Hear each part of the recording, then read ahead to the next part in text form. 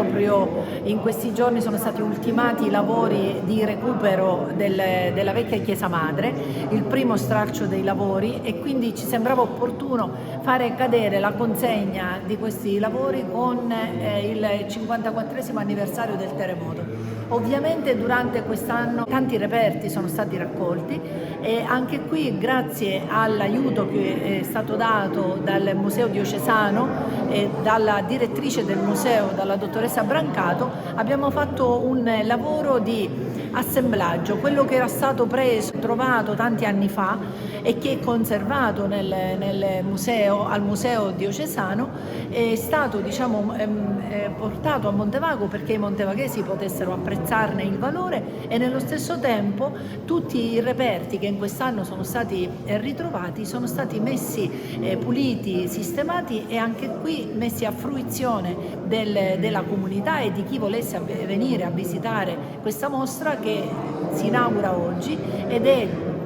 aperta fino a domenica 16. È un momento importante per questa comunità perché attraverso questi pezzi ritrovati si ritrova un pezzo di memoria, un pezzo di storia, ed è come se tutto ritornasse a vivere. Questa è l'impressione che ho colto nei cittadini e coloro i quali in questo momento stanno osservando e ritornando con la memoria al passato. Il Museo Diocesano da anni è custode di questo patrimonio e ne è orgoglioso, custodisce i tesori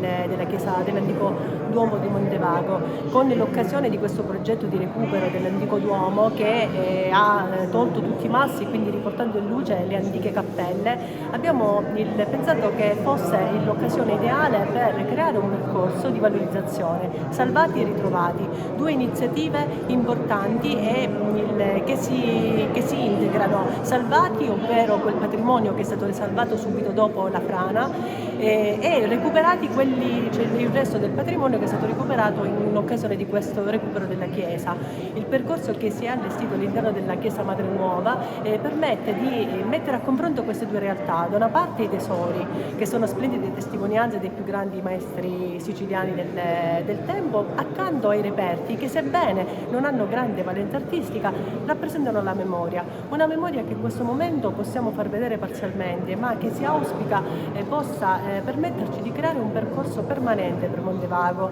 crearne un museo diffuso, così come il Museo Diocesano si sta insediando nel territorio con le sue sedi a Sciacca, ad Aragona e a Sambuca di Sicilia.